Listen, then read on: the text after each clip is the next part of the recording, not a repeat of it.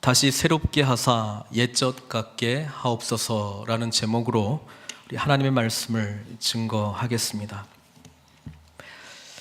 이제 예레미야도 다 읽고 예레미야 애가도 읽고 좀 마무리를 좀 하려고 합니다. 예레미야 선지자는 예루살렘이 멸망하게 될 것을 예언했던 선지자이기도 하지만 또 예루살렘이 실제로 멸망하는 것을 눈으로 직접 본 당사자이기도 합니다. 그래서 영어에서는 lamentation, 그러니까 그냥 애가라고 하는 제목이 주어졌는데 우리 한글 성경에는 이 애가가 다름 아닌 예레미야의 애가다, 그렇게 해서 예레미야 애가 이렇게 붙여지고 있습니다. 그래서 5장으로 되어 있는 이 짧다고 볼 수 있는 예레미야 애가서는 슬픈 노래로 가득 차 있습니다. 그래서 이 슬픈 예레미야 애가가 우리에게 무엇을 가르쳐주고 있는지 오늘 이 말씀을 좀 전체적으로 보기도 하고 또 오늘 봉독했던 이 말씀을 결론으로 이야기하면서 하나님의 선하신 뜻을 예레미야 애가서를 통해서 함께 발견하기를 바랍니다. 성경은 우리로 하여금 슬퍼해도 된다, 울어도 된다, 그렇게 이야기해주고 있어요. 저도 이제 한국에서 자랐기 때문에 남자들이 제일 많이 듣는 말 있잖아요. 남자는 3번 운다. 태어날 때 1번 울고, 부모님 돌아가시면 1번 울고, 나라가 망하면 운다. 그렇게 했는데 저는 드라마 1번 보면 3번 이상은 다 운 것 같아가지고 다 써버린 것 같은데, 그만큼 이제 좀 우는 것이 이렇게 좀 자유롭지 않는, 특히 남자는 울면 안 되는 것처럼, 남성다움을 잃어버리는 것처럼 그렇게 이야기를 하고, 교회도 마찬가지인 것 같아요.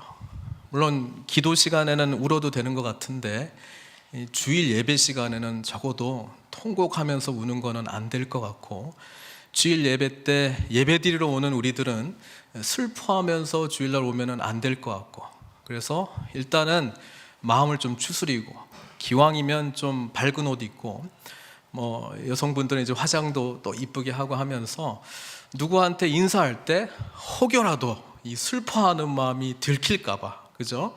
우리는 이제 가리고 오는 경우가 많이 있는데 사실 성경은 예레미야 애가서도 그렇고 시편에서도 이 슬픈 시, 비탄시라고 하는데 굉장히 많이 있습니다. 다윗의 시 중에서 슬퍼하는 시들이 많이 있는데 성경은 우리에게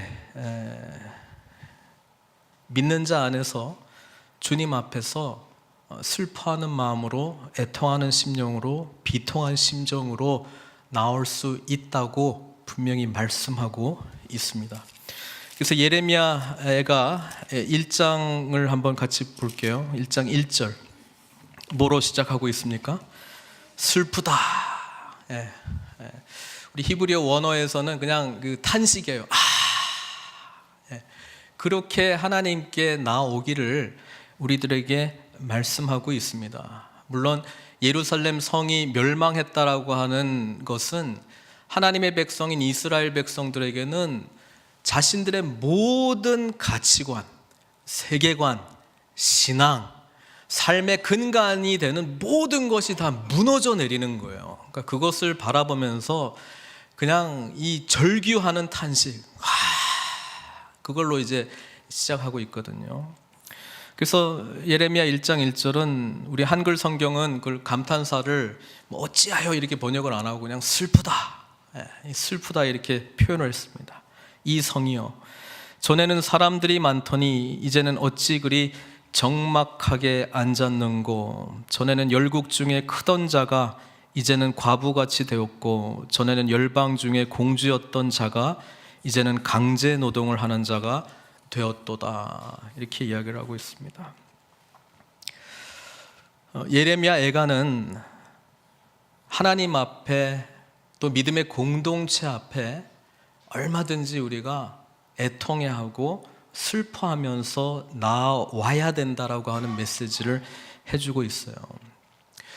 우리 위로할 때 특히 남자들이 이제 감정적인 부분을 잘 터치를 못하지 않습니까? 저 포함해서요. 이제 뭐 애들이 운다거나 뭐 부인이 운다고 그러면 제일 먼저 하는 말이 뭐예요? 울지 마. 전혀 도움이 안 되고 말한다고 울지 않을 것도 아닌데 일단 그렇게 이야기를 합니다.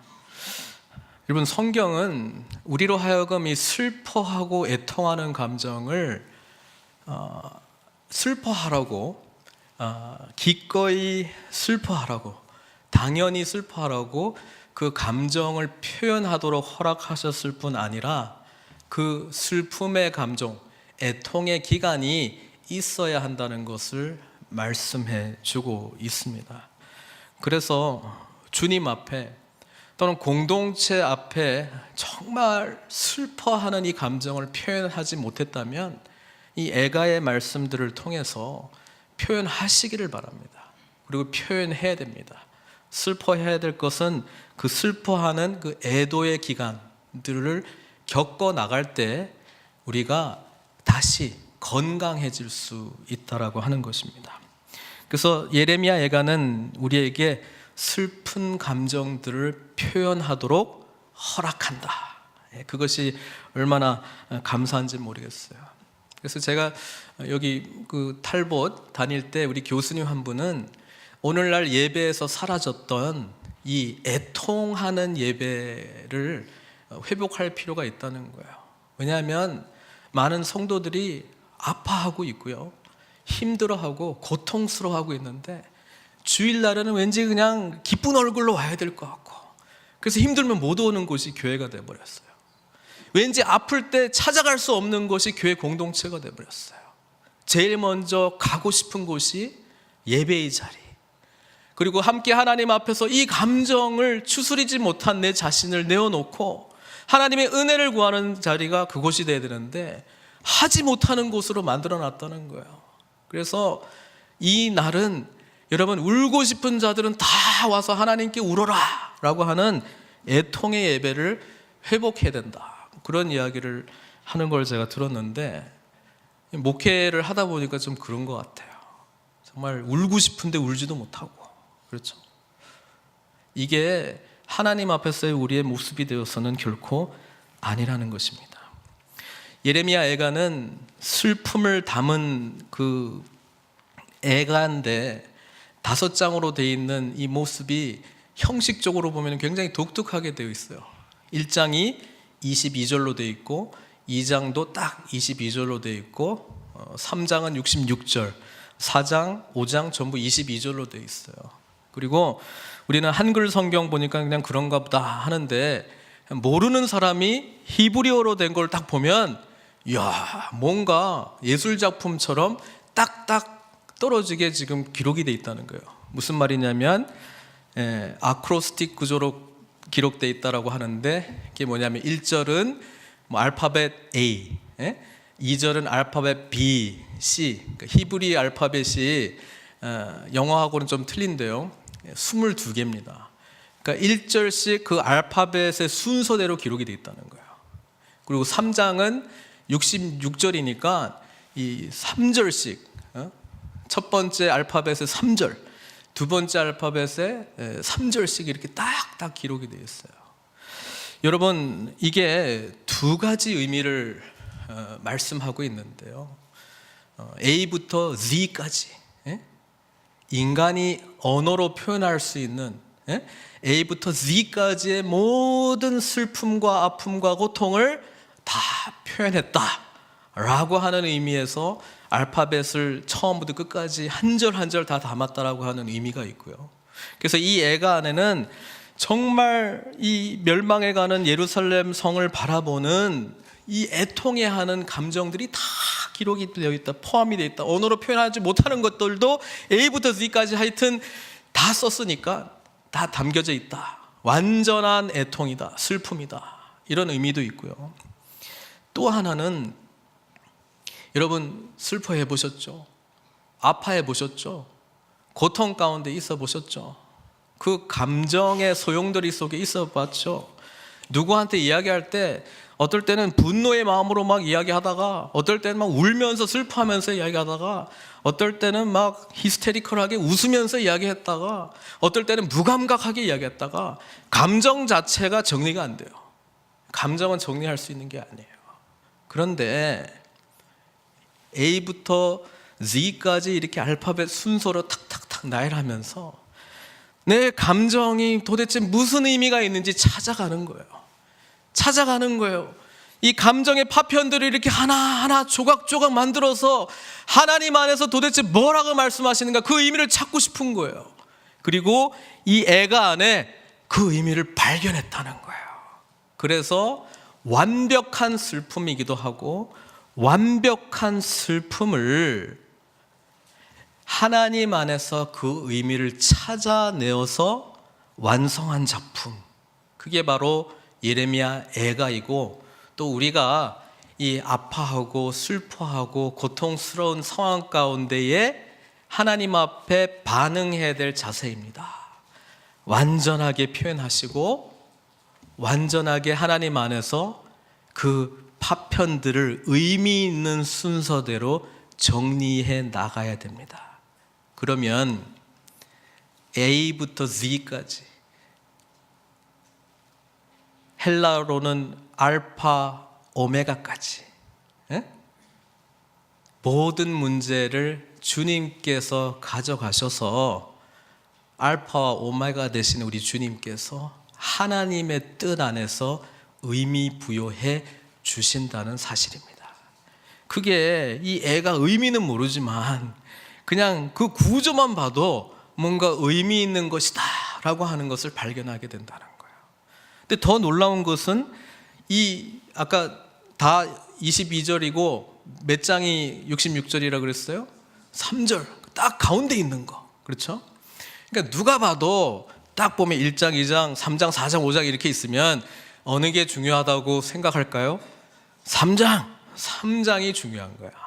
그래서 3장 안에 사실 하나님께서 말씀하시고 싶은 핵심 내용이 기록이 되어 있어요. 그게 3장 22절에서 23절이에요. 2장, 4장, 1장, 5장 전부 슬퍼하고 애통해하고 비통해하고 고통스러운 가운데 있는 것들을 호소하고 있는데, 3장에서도 그런 부분들이 있지만 정말 하나님이 하고 싶은 이야기가 기록되어 있는데, 우리 한번 같이 읽겠습니다. 시작. 여호와여, 인자와 긍휼이 무궁하심으로 우리가 진멸되지 아니함이니이다. 이것들이 아침마다 새로우니 주의 성실하심이 크시도소이다. 이게 정말 소용돌이치는 이 혼돈 가운데 있는 이 감정의 파편들을 정리하다 보니까 가장 중심에 누구를 발견하는 거예요? 하나님을 발견하는 거예요. 그리고 이 고백을 하는 거예요. 이게 믿음 있는 자들이 갖게 되는 놀라운 은총인 줄 믿습니다. 근데 이게 하나님이 하신 말이에요? 이걸 기록한 사람이 한 이야기예요? 하나님의 이야기가 아니에요. 예레미야 애가는요 1장부터 5장까지 하나님께서 말씀하셨다라고 하는 것이 하나도 없어요. 여러분, 고통 가운데 있는데 이 고통을 정말 하나님께서 해결해 주시길 원하는데 아무리 부르짖어도 답이 없고 침묵하고 있는 하나님 만나신 적 있으세요? 지금도 혹 침묵하고 계시지 않습니까? 아무 말씀이 없어요. 뭐 응답도 없어요. 아무 일도 일어나지 않는 것 같아요. 그냥 내 슬픔만 하나님 앞에 올려드리고 있는데 아무 일도 일어나지 않아요. 애가는 잠잠하시는 하나님, 말씀하시지도 않는 하나님 앞에 내 감정들을 이렇게 정리하다 보니까 스스로 깨달은 거예요. 이미 내 안에 말씀하신 하나님의 말씀들이 살아 역사하기 시작하는 거예요. 이미 내가 이전에 만났던 그 하나님의 은혜가 다시 샘솟기 시작합니다. 그러면서 이 고백에 이르게 되는. 그래서 여러분, 우리는 고통, 왜 이런 고통이 일어나는가? 왜 내가 아파야 되는가? 왜 이런 어려움들이 있는가? 답을 찾고 싶어요. 하나님이 말씀해 주시길 원하는데 대부분은 하나님은 침묵하세요. 참 재미있는 거는요, 지금 이 예레미야 애가처럼 답도 못 찾고 부르짖고 있는 내 상황 가운데 의미 있는 말들로 나의 감정들을 추스려서 A부터 Z까지 정리하다 보니까 깨달아지는 사건들을 통해서, 깨달아지는 말씀들을 통해서 이미 나는 이 고난의 터널이 끝날 때쯤에 응답을 얻지는 못했는데 이전보다 변화된 사람이 된 거예요. 여러분, 사실 고난, 고통, 아픔 다 싫어하죠. 그러나 이 기간들을 되돌아보고 마지막의 답이 하나님을 향해서 가고 있다라고 하는 인식이 내 가운데 있을 때 우리는 이미 정금같이 연단된 모습으로 변화되었다라고 하는 것을 깨닫게 됩니다. 더 크신 하나님을 알게 되었고요, 내 성품이 변화되었고요, 내가 알고 있었던 지식들은 다 뒤죽박죽 되었을 줄 모르겠지만 하나님을 향한 내 갈망하는 지식은 새로운 은혜로 채워졌다라고 하는 것을 발견한다는 거예요. 이게 애가의 놀라운 은총입니다.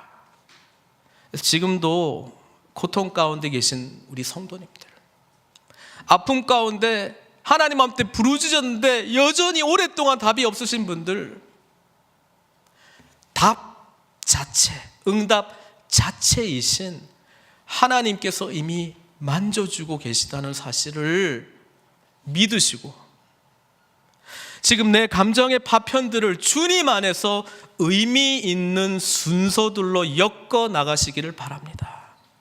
그러면 한 발짝 떨어져서 내 자신을 다시 볼 때 얼마나 아름답게 빚어가시는가, 그 하나님을 만나게 될 줄 믿습니다. 3장에 또 독특한 특징이 있는데요, 다른 장들은 1장 같은 경우에는 시온의 딸이 막 아파하고 고백하는 것처럼 고통을 묘사를 하다가, 또 다른 장들은 이 애가를 기록한 사람이 슬퍼하는 것처럼 기록을 하다가 3장에 딱 가면은 내용이 1인칭으로 딱 바뀌어요. 1인칭 시점으로 딱 바뀝니다. 3장 1절 같이 보겠습니다. 여호와의 분노의 매로 말미암아 고난 당한 자는 나로다. 자, 이게 무슨 말이냐면, 예레미야 선지자가 이 예레미야 애가의 기록자였다면 그 고통스러운 상황들을 바라보면서 그 고통이 자기께 돼버린 거예요. 자기께 돼버린 거예요.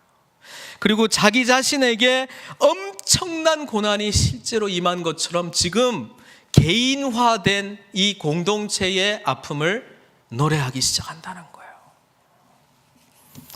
여러분, 이 개인화되어서 공동체의 아픔을 자신의 몸에 친히 담당하신 분이 누구세요? 예수님이시잖아요. 이사야 53장 5절은 이렇게 분명히 말하고 있지 않습니까? 그가 찔림은 우리의 허물 때문이요 그가 상함은 우리의 죄악 때문이라. 그가 징계를 받음으로 우리는 평화를 누리고 그가 채찍에 맞음으로 우리는 나음을 받았도다.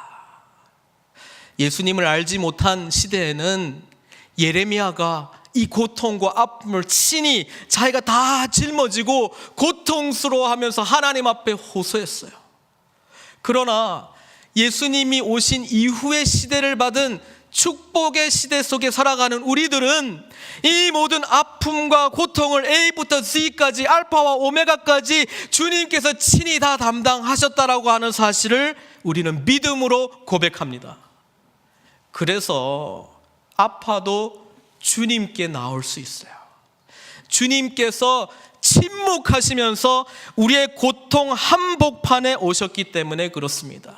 십자가의 메시지는 인간의 죄악의 한복판에 아무 말씀하시지 아니하시고 어린 양 되신 주님께서 우리의 죄와 아픔과 고통과 마땅히 받아야 될 심판을 친히 받으시고 우리를 위하여 죽으셨다라고 하는 이 놀라운 사실, 이게 바로 복음의 소망을 두는 저와 여러분들인 줄 믿습니다. 애가가 우리의 슬픔을 표현하는 통로이기도 하지만 그 안에 우리는 예수 안에서 의미를 발견할 수 있다는 뜻입니다. 반드시 발견해야 됩니다. 그래서 포기하지 마십시오. 우리 하나님께서는 모든 것이 합력하여 선을 이루신다고 말씀하지 않았습니까?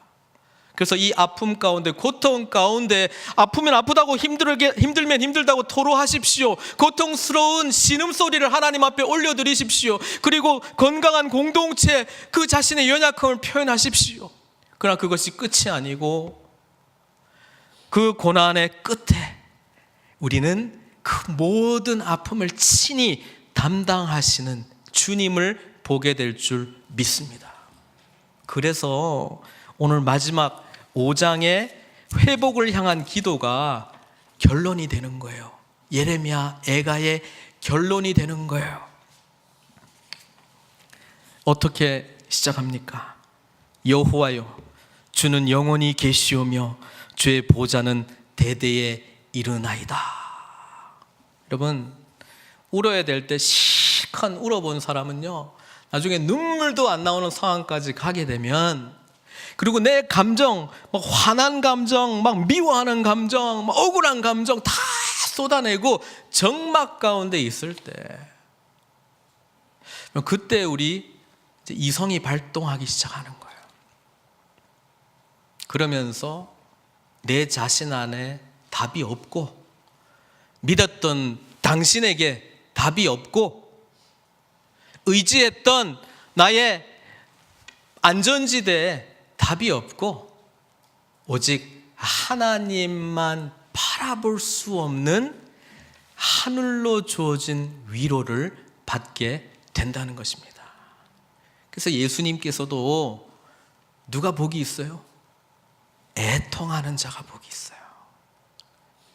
자신에 대해서 절망하고 하나님께 대하여 완전한 소망을 가진 자. 왜? 그들이 하늘에 절대적이고 영원하고 완전한 위로를 받을 것이기 때문에 그렇습니다. 그들이 이제 19절의 고백을 하게 되는 것이죠. 이 세상의 비전, 꿈, 야망, 이걸 다 버리고 이제는 하나님 나라, 주님의 통치, 그리고 우리가 지난주 금요일 날 기도했던 우리 주님의 기도에 우리의 눈이 박히는 거예요. 그래서 19절에 뭐라고 고백합니까? 여호와여, 주는 영원히 계시오며 나는 잠깐 있다 사라질 존재네요. 이 고통도 잠깐 경험했다 사라질 고통이네요.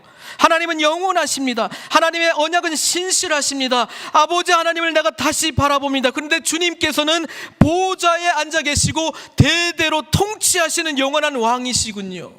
내가 이제 나의 야망을 이루는 꿈이 아니라, 이 세상에서 뭔가 얻으려고 하는 꿈이 아니라 하나님 나라의 꿈을 꾸겠습니다. 이 고백이 19절의 고백 아닙니까? 그런데 여전히 아파요. 이 사람이 다 치유된 게 아니에요. 그러니까 20절에는 또 뭐가 나와요?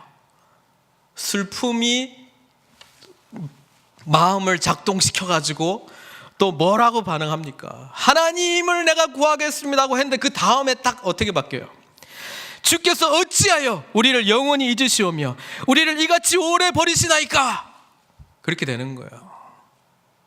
지금 여전히 슬퍼요. 애통하고 있어요.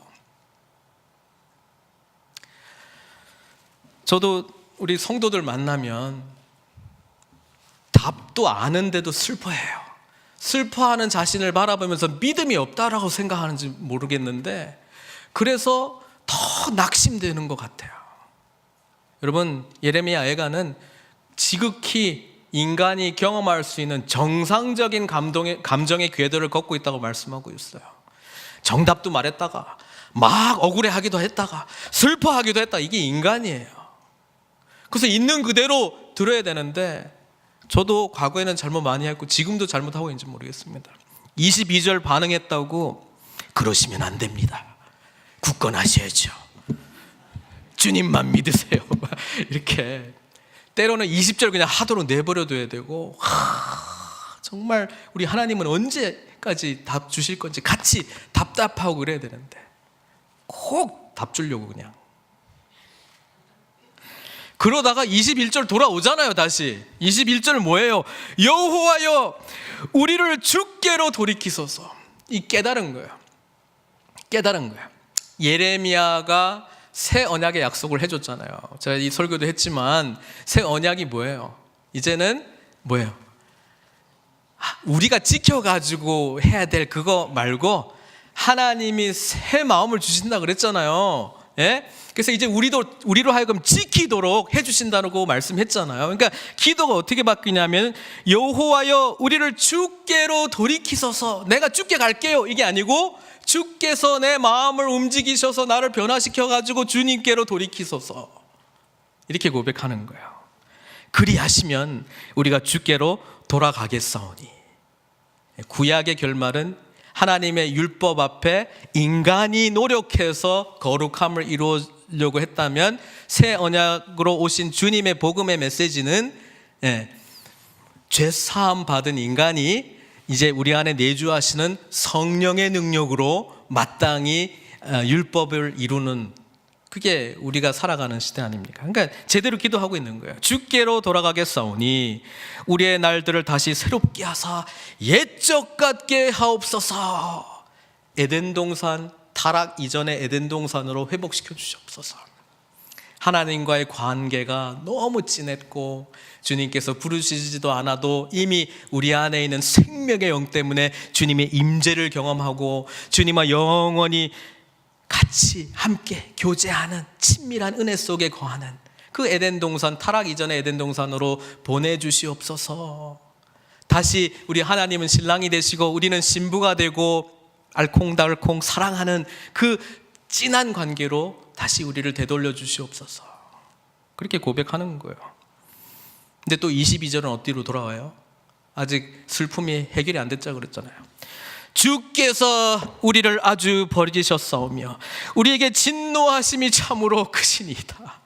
예레미야가 이렇게 끝나요. 아직 나 슬프거든요. 아직 제 감정이 마무리가 안 됐거든요.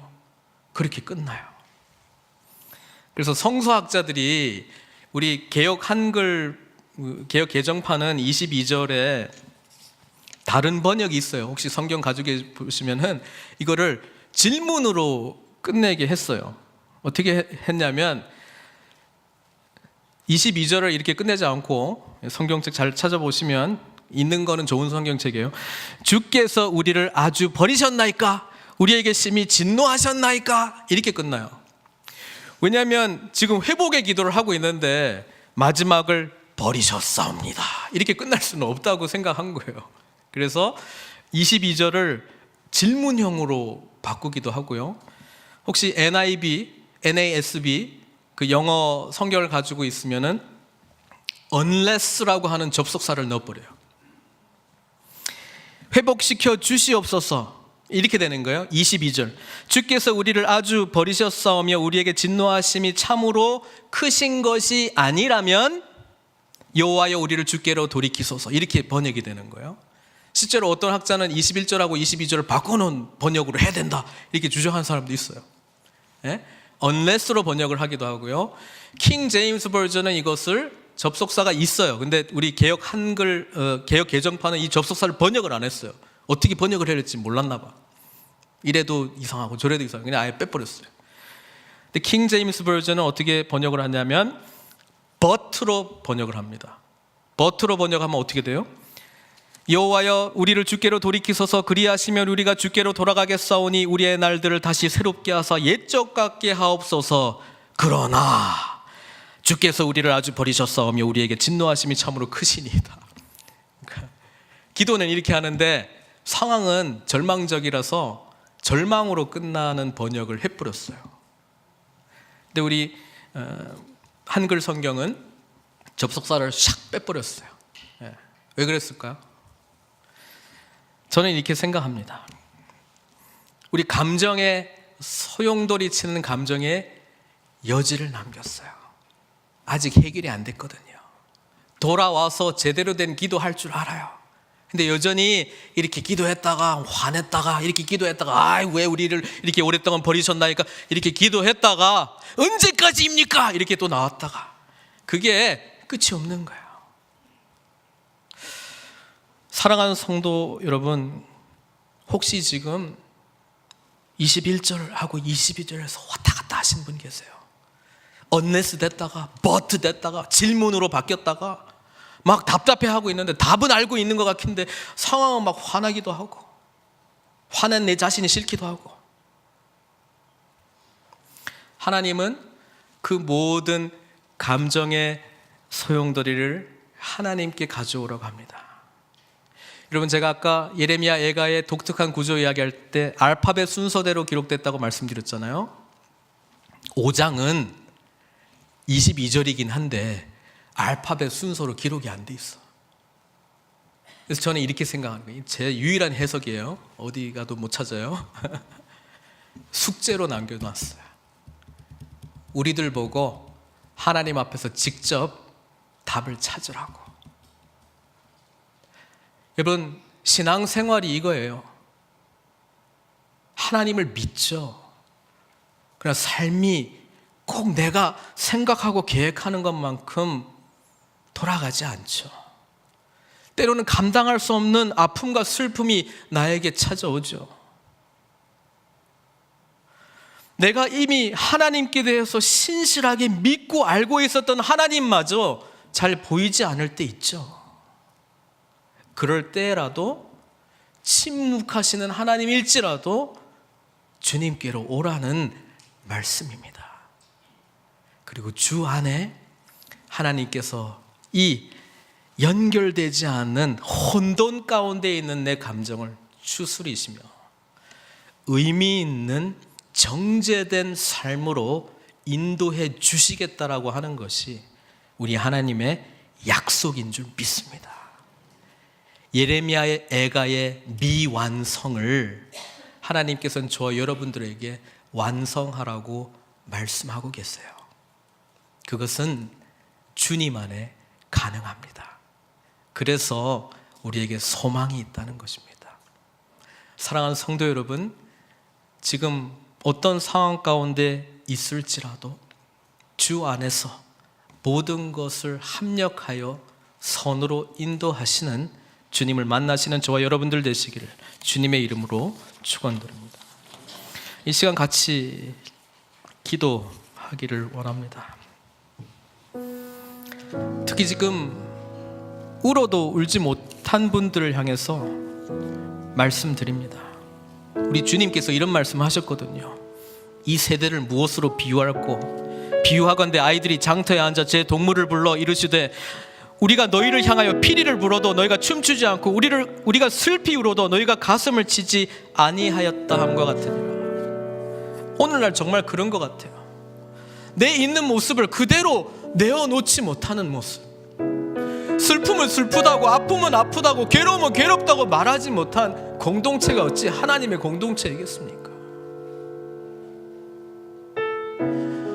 가식으로 하나님 찾지 마시고 있는 모습 그대로 하나님을 만나십시오. 충분히 이 감정을 하나님 안에서 진행시키십시오. 말씀하시지 않은 하나님, 우리를 꼭 껴안고 우리의 모든 아픔과 고통과 연약함들을 다 짊어지고 말없이 십자가에 못 박혀 돌아가셨다라고 하는 그 그림을 그리시면서 다시 주 안에서 우리 찢어지고 의미 없어 보이는 우리 감정의 파편들을 연결하십시오. 그럼 주님께서 아름답게 만드실 것입니다. 주님께서 선하게 만드실 것입니다. 이 시간 우리의 마음 있는 그대로 주님 앞에 기도하는 시간 갖도록 하겠습니다. 기도하시겠습니다. 말씀입니다. 주께서 인생으로 고생하게 하시며 근심하게 하심은 본심이 아니시로다 말씀하셨습니다.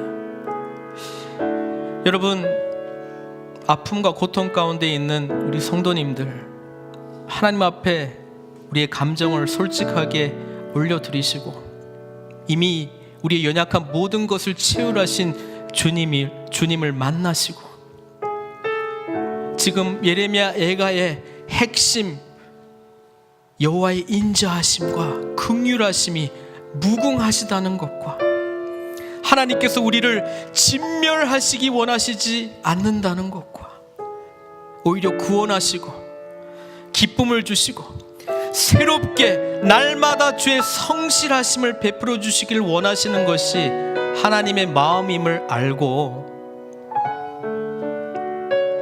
주 안에서 우리의 연약한 파편의 마음들, 고통의 마음들, 괴로움과 슬픔의 마음들이 다 정리되어 합력하여 선하심을 이루시는 주님을 온전히 만날 수 있는 저희들 다 될 수 있도록 은총 베풀어 주시옵소서.